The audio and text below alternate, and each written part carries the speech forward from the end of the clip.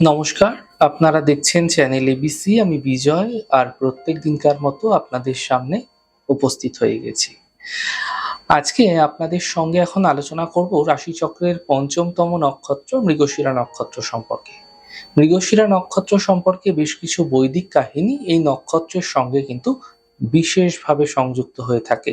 নক্ষত্রটি বৃষ রাশির 23°20' থেকে শুরু করে মিথুন রাশির ঠিক 6°40' পর্যন্ত কিন্তু এর বিস্তার করে থাকে। ফলে বৃষ মৃগশিরা এবং মিথুন মৃগশিরা এই দুটি অংশকে কিন্তু আমরা একটা পৃথক করার চেষ্টা করব। দেখুন, মৃগশিরা নক্ষত্রটির অধিপতি হচ্ছে মঙ্গল। মৃগশিরা নক্ষত্রের নাম মৃগশীর্ষ, এর সঙ্গে কিন্তু অনেক কাহিনী যুক্ত হয়ে রয়েছে। মজার ঘটনা হলো এর ঠিক আগের যে নক্ষত্র সেটি হলো রোহিণী। এই রোহিণী চন্দ্রের প্রিয় পত্নী। আবার মৃগশিরা নক্ষত্রের অধিপতি দেবতা কিন্তু সোম। তাই রোহিণী নক্ষত্রের প্রতীক রথ, মৃগশিরা নক্ষত্রের চিহ্ন সেটি কিন্তু এক জাতীয় হরিণ। সুতরাং রোহিণীর পরবর্তী নক্ষত্র মৃগশিরা, এদের মধ্যে কিন্তু অতি ঘনিষ্ঠ একটা সম্পর্ক দেখতে পাওয়া যায়। মৃগশিরা নক্ষত্রের সঙ্গে সম্পর্কিত রামায়ণের একটি কাহিনী আপনাদের শেয়ার করছি। দেখুন, রাবণ যখন মা সীতাকে অপহরণ করতে যান, তখন তাকে সাহায্য করেছিলেন আরেকজন অসুর, তার নাম ছিল মারীচ। মারীচ তিনি একটি স্বর্ণমৃগের রূপ ধারণ করে মা সীতাকে মোহিত করে তোলেন এবং মা সীতা সেই হরিণকে প্রাপ্ত হওয়ার আগ্রহ প্রকাশ করেন। ভগবান শ্রীরাম সেই হরিণের পেছনে ছুটতে শুরু করেন এবং সেই হরিণ কিন্তু ভগবান রামকে দিকভ্রান্ত করে অনেক দূর নিয়ে উপস্থিত করেছিল। অনেক দূর নিয়ে যেতে সক্ষম হলেও হরিণরূপী মারীচ কিন্তু তার নিজের প্রাণ বাঁচাতে সক্ষম হয়নি এবং শ্রীরাম তিনি মারীচের মুণ্ডচ্ছেদনও করেছিলেন। তো এই যে মৃগ এবং মৃগের মাথা, এই যে ঘটনাটি, এটি কিন্তু মৃগশিরা নক্ষত্রের সঙ্গে ভীষণভাবে সম্পর্কিত। এছাড়া সতীর দেহত্যাগকালে দক্ষ যজ্ঞের সঙ্গে সম্পর্কিত কাহিনী, তার সঙ্গেও কিন্তু সম্পর্ক রয়েছে মৃগশিরা নক্ষত্রের।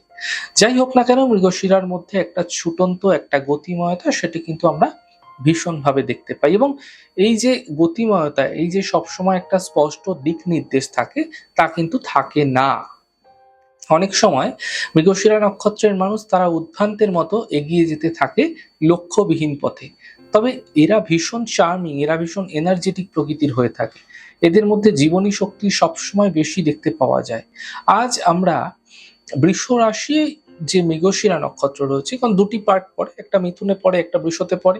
আমরা বৃষ রাশির মৃগশিরা নক্ষত্রের জাতকদের বৈশিষ্ট্য বিশেষ গুণ নিয়ে আজকে আলোচনা করার চেষ্টা করব। দেখুন, বৃষ রাশি এবং মৃগশিরা নক্ষত্রের মানুষদের মধ্যে অস্বাভাবিক জেদ ভীষণভাবে লক্ষ্য করা যায়। যে কথা তারা একবার বলে দেবে, তার কিন্তু আর কোনো নড়চড় হওয়ার জায়গা নেই। খুব যে রাগী তা কিন্তু নয়, কিন্তু যে কথাটা বলে ফেলবে স্থিরভাবে সেখান থেকে সিদ্ধান্ত পরিবর্তন করা এদের ক্ষেত্রে ভীষণ মুশকিল।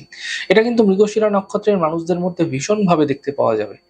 মজার ঘটনাটা এখানেই দেখতে পাওয়া যায়, এই যে লক্ষ্য সেটা যে সবসময় এদের ক্ষেত্রে পূরণ হয়, এরা কোনো একটা বিশেষ লক্ষ্য নিয়েছে, সেটা যে পূরণ হবেই সেটা কিন্তু সবসময় হয় না মৃগশিরা নক্ষত্রের ক্ষেত্রে। তবে মৃগশিরা নক্ষত্রের মানুষেরা সাফল্য যে পাবেই তাও কিন্তু নয়, কিন্তু এদের ক্ষেত্রে এই লক্ষ্যগুলো অনেক সময় কিন্তু অনেক ভ্রান্তি সৃষ্টি করে। কিন্তু এই যে এগিয়ে যাওয়ার একটা প্রবণতা এবং ডেডিকেশন, এটা কিন্তু 100% মৃগশিরা নক্ষত্রের মানুষদের মধ্যে দেখা যায়। এছাড়া মৃগশিরা নক্ষত্রের মানুষদের মধ্যে দেখা যায় এরা আনন্দময় জীবনের দিকে এগিয়ে যায়, মজা করা, এই সমস্ত বিষয়গুলি কিন্তু এরা ভীষণ পছন্দ করে। বৃষ রাশির মৃগশিরা নক্ষত্রের মানুষেরা নরম মনের হয়ে থাকে, অর্থাৎ এরা কিন্তু অত্যন্ত ভদ্র, বিনয়ী, শান্ত স্বভাবযুক্ত। মঙ্গলের নক্ষত্র হতে পারে, এদের জন্ম মঙ্গলের নক্ষত্র হওয়া সত্ত্বেও এরা কিন্তু মনমোহিনী ব্যক্তিত্বের অধিকারী হয়ে থাকে। একটু শান্তশিষ্ট, একটু স্থির, আকর্ষণীয় মানুষ হয়। এই মৃগশিরা নক্ষত্রের মানুষেরা কিন্তু এই প্রকৃতির সাধারণভাবে হয়ে থাকে। এছাড়া এই নক্ষত্রের মানুষের মধ্যে কিন্তু একটু সন্দেহপ্রবণ মন দেখা যায়। যে কোনো জিনিসকে খুঁটিনাটি বিচার করবার, প্রত্যেকটি জিনিসের মধ্যে কোথায় খুঁত রয়েছে সেই খুঁতকে খুঁজে বার করার এবং খুঁত কেন হয়েছে সেই লজিক তারা কিন্তু খুঁজে বার করার চেষ্টা করে। একটা আগ্রহ কিন্তু প্রকাশ করে থাকে এদের মধ্যে, দেখা যায় যে যে কোনো জিনিসকে অ্যানালিসিস করার একটা মানসিকতা। এবং এই গুণাবলীর কারণে এদের বিবাহিত জীবনে কোনো না কোনোভাবে অশান্তিও লেগে থাকতে দেখতে পাওয়া যায়। মানসিক শান্তির তৃপ্তি, এগুলির একটা কিন্তু অভাব সেটা কিন্তু বিবাহিত জীবনে ভীষণভাবে দেখতে পাওয়া যায়। আবার মৃগশিরা নক্ষত্রের মানুষদের কোনো না কোনো সময় কিছু সম্পর্কের মধ্যে যুক্ত হয়ে পড়তেও কিন্তু ভীষণভাবে দেখতে পাওয়া যায়। সবসময় যুক্ত হবেই তা নয়, কিন্তু আকর্ষণ এটা কিন্তু ভীষণভাবে এদের মধ্যে দেখা যায়। প্রেমের ক্ষেত্রে মৃগশিরা কিন্তু ভীষণ রকম ডেডিকেটেড, এবং সেটি সাধারণ প্রেম হোক, পরক্রিয়া হোক, অথবা সেটি অবৈধ প্রেম হোক, সেই প্রেমের জন্য সে কিন্তু সর্বস্ব ত্যাগ করতে পারে, এবং প্রেমের মধ্যে যে অনুভূতি, প্রেমের মধ্যে যে আকর্ষণীয়তা, সেটা কিন্তু মৃগশিরার মতো তৃপ্তিদায়কভাবে করতে অন্য কোনো নক্ষত্রের সমর্থ হয় না সাধারণত। মৃগশিরা নক্ষত্রের মানুষদের মধ্যে দেখা যায় সম্পূর্ণতার ঠিক আগে গিয়ে এরা কিন্তু হতোদ্দাম হয়ে পড়ে। সারা বছর ধরে হয়তো দেখা যাচ্ছে পড়াশুনো করছে, খুব ভালো পড়াশোনায়, কোনো একটা পরীক্ষার জন্য কিন্তু সে দেখা যাচ্ছে পরীক্ষার আগের দিন সে হয়তো বললো আমার শরীর খুব একটা ভালো নেই, আমি পরীক্ষা দিতে পারবো না, আমার শরীর খুব খারাপ হয়ে গেছে, আমার দ্বারা হবে না, আমি পারবো না, এই ভেবে ডিপ্রেশনে পড়ে যায়।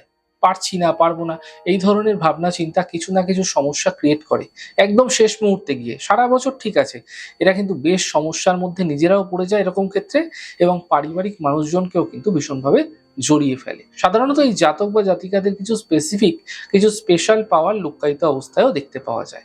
সব সময় যে এরা এটিকে উদ্ধার করতে পারে তা কিন্তু নয়, কিন্তু জীবনের কোনো না কোনো একটা সময়, কোনো না কোনো একটা বয়সে এরা রিয়েলাইজ করতে পারে যে এই গুণটা আমার মধ্যে ছিল, আমি ইউজ করিনি, আমি ব্যবহার করিনি, এই পাওয়ারটা আমার মধ্যে আছে, আমাকে ইউজ করতে হবে, আমাকে ঠিক সময় কাজে লাগাতে হবে। বেশিরভাগ সময় এই পাওয়ার ইউটিলাইজেশন করতে এরা কিন্তু নিজেরা ব্যর্থ হয়ে থাকে সঠিক সময়। এরা ইউজড হয় মানুষের কাছে। এদের এই ক্ষমতা, এদের এই যোগ্যতা, সেটাকে অন্য মানুষ সাধারণতভাবে কিন্তু ইউজ করতে পারে, কিন্তু নিজেরা কন্টিনিউটি ধরে রাখার ক্ষেত্রে একদম শেষ মুহূর্তে গিয়ে ব্যর্থ হওয়ার প্রবণতা, যেটা আমি একটু আগেই বললাম, এগুলো কিন্তু ভীষণভাবে এদের ক্ষেত্রে দেখা যায়। এবং আরেকটি যেটা জিনিস দেখা যায়, এরা যদি কোনো পাওয়ার পেয়ে যায়, কোনো রকম একটা দেখা যাচ্ছে এরা কোনো ক্ষমতা যদি এরা পেয়ে যায়, তাহলে কিন্তু সেই ক্ষমতার কিন্তু সঠিক ব্যবহার এরা করে।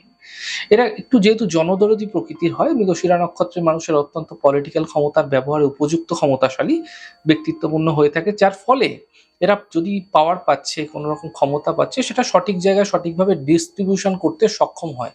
ফলে এদের জনসংযোগ, এদের নিজে যারা কাজ করছে, এদের মতো ব্যক্তিবর্গ, এদের সংখ্যা কিন্তু অনেকটাই বেশি হয়ে থাকে। মৃগশিরা নক্ষত্রের মানুষদের আরেকটা বৈশিষ্ট্য, এটা বৈশিষ্ট্য হতে পারে বা অন্য কিছু ধরতে পারেন, এদের মধ্যে ভীষণ সন্তুষ্টির একটা অভাব কিন্তু দেখতে পাওয়া যায়। এরা কিন্তু সহজে মানসিক শান্তি পায় না। যদি কোনো অভিষ্ট লক্ষ্য সিদ্ধ হয়, তার বহুদিনকার মনস্কামনা ছিল, সেটা পূরণ হয়ে গেল, যদি কোনো ঈপ্সিত বস্তু প্রাপ্ত হয়, তারপরেও কিন্তু এদের আকাঙ্ক্ষা, আগ্রহ, কন্টিনিউটি থেকেই যায়। সেখান থেকে কিন্তু এরা পুরোপুরি বেরিয়ে আসতে পারে না। এদের মধ্যে চাহিদা আরো প্রাপ্তির আগ্রহ, সেটা কিন্তু দেখতে পাওয়া যায়। এর একটা ভালো দিকও আছে, একটা খারাপ দিকও আছে। এই যে চাহিদার অতৃপ্তি, এটাকে যারা কাজে লাগাতে পারে, তারা কিন্তু জীবনে প্রভূত উন্নতি করতে সক্ষম হয়। আর যারা এটাকে কাজে লাগাতে পারে না, তারা কিন্তু সবসময় অতৃপ্তির শিকার হয়ে থাকে। মানসিক দিক থেকে এরা কিন্তু অনেকটাই পিছিয়ে যায়। পিছিয়ে থাকার কারণে এরা সবসময় একটা অবসন্নতার মধ্যে কিন্তু থাকতে থাকে, যার ফলে কখনো কখনো এদের মধ্যে ভীষণভাবে দেখা যায় যে খিটখিটে মানসিকতার, একটু খিটখিটে ভাব এদের মধ্যে জেগে উঠতে দেখতে পাওয়া যায়। ফলে মঙ্গল এই নক্ষত্রের অধিপতি হওয়ার কারণে এই খিটখিটে ভাবের সঙ্গে সম্পর্ক, কিন্তু উগ্রতা, ডমিনেটিং অ্যাটিটিউড, এগুলোও কিন্তু এদের মধ্যে চলে আসে। তার প্রভাবে এই মানুষগুলো অপরের বিরক্তির কারণ হয়ে উঠতে পারে। সবার ক্ষেত্রে এটি না হলেও বেশিরভাগ ক্ষেত্রে মৃগশিরা নক্ষত্রের মানুষদের কিন্তু এই বিষয়টি ভীষণভাবে দেখতে পাওয়া যায়। কখনো কখনো এদের মধ্যে ব্যথা, যন্ত্রণা শারীরিক স্তরে, এগুলো ভীষণভাবে দেখতে পাওয়া যায়। কোনো কোনো সময় এদের মধ্যে বড়সড় ইনফেকশন, হাত পা বেঁকে যাওয়া, এগুলো কিন্তু দেখতে পাওয়া যায়। মঙ্গলের যে গুণাবলী এদের মধ্যে কিন্তু বিশেষভাবে আমরা দেখতে পাই। আমরা চেষ্টা করব আগামীতে নক্ষত্র সম্পর্কিত আরো অনেক তথ্য আপনাদের সামনে তুলে ধরার। প্রত্যেকটি নক্ষত্র সম্পর্কেই আরো অনেক বিস্তারিত বলার রয়েছে। আমার এই ছোট ছোট উপস্থাপনাগুলি যদি আপনাদের ভালো লেগে থাকে, সেক্ষেত্রে লাইক করতে, কমেন্ট করতে, সাবস্ক্রাইব এবং শেয়ার করতে বন্ধুদের সঙ্গে ভুলবেন না। অনেক ভালো থাকুন, সুন্দর থাকুন, সুস্থ থাকুন। আগামী পর্বে দেখা হবে।